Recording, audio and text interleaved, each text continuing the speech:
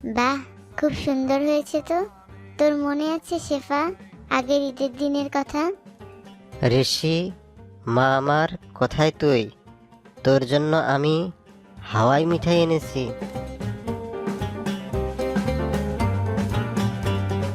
হাওয়াই মিঠাই আমার চাই না, আমার ঈদ শপিং চাই।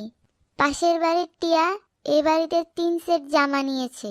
আমি এত কিছু বুঝি না, আমার 5 সেট জামাই চাই। আমি টিয়ার থেকে কম জামা কখনোই নেব না।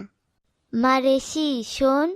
আমি আসছি, জামা আনবে তারপর দরজা খুলবো, নয়তো আমার মরা মুখ দেখবি। কি গো, এখন কি করবে?